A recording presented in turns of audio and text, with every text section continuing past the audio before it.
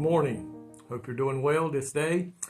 You know, we're getting close to the end of the year. What a wonderful year it's been here at our church, and God has blessed us in so many ways. And I pray that your year has been the same way, and I hope you're excited as we move into the 2026 year. If the Lord tarries is coming, I'm looking for great things to happen next year here at church with us, and also in the community that I live in. And I pray that you are too. Just keep in mind, we are to work until Jesus comes and keep on winning souls to the Lord. And I pray that that's your goal. I want to talk to you today in Psalms chapter 130, verses 1 through 4. It says, "Out of the depths I cried unto thee, O Lord. Lord, hear my voice. Let thine ears be attentive to the voice of my supplications. If thou, Lord, shouldest mark iniquities, O Lord, who shall stand?" In other words, Lord, if you were to count our iniquities, who can stand? Verse 4 says, "But there is forgiveness with thee, that thou mayest be feared." I love that verse. It says, "But there is forgiveness in thee." Listen to this. When's it wise to wait? Never an easy time to wait. But when is it wise to wait? In order to keep in step with the Lord, we need to carry out His plans for us according to His timetable. Then we must wait on the Lord. The Lord has a time for everything.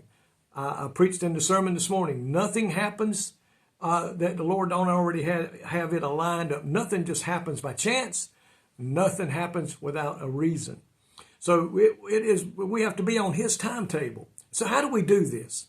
First, we must receive His directions for our lives. The Lord has a direction for every life that has ever been born and lived on the face of this earth. So we must wait and receive His directions for our life. When we're faced with a decision, we too often let ourselves be influenced by pressures or other preferences. That's why it is so important that we wait on the Lord. How do we do this? It says, but we got to do what it says. Wait on the Lord.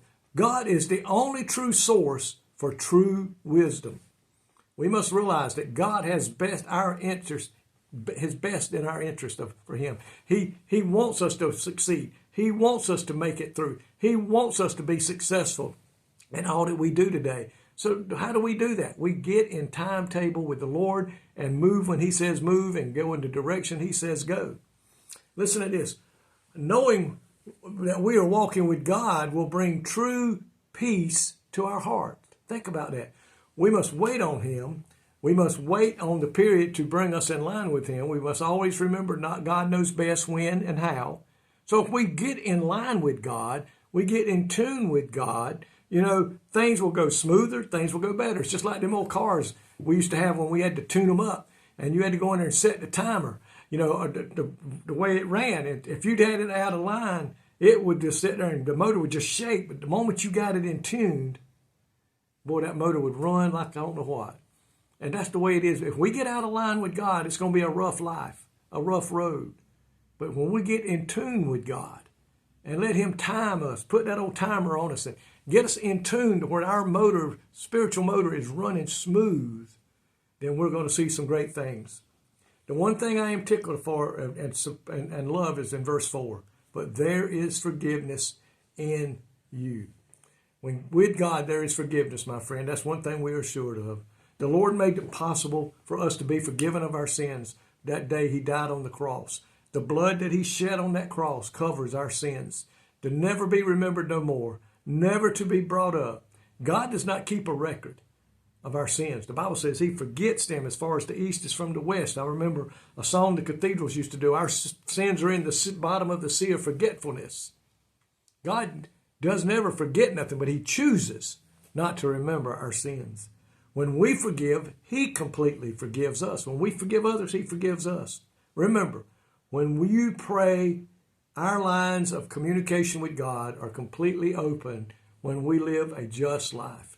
When we're doing our best to live for Him, even when we mess up, He still will forgive us if we will pray. So think about that today. I love it. A song. I love a song that talks about forgiveness. Amazing Grace, how sweet the sound. I love songs that talk about the forgiveness of God. Today, if we get in tune with God, if the Lord will take us and put us in tune with Him, put us on the path that He has directed for us, then we can have true peace, and we can know that all things worketh good to those who love the Lord. I pray today God will richly bless you. Lord, thank you today for your mercy and your grace. Thank you for your love. I praise you today. God, go with us into another day tomorrow. Help us to walk in the way you would have us to walk. And most importantly, that we would share you with someone that we meet tomorrow in our steps. In Jesus' name, amen. May God richly bless you today is my prayer.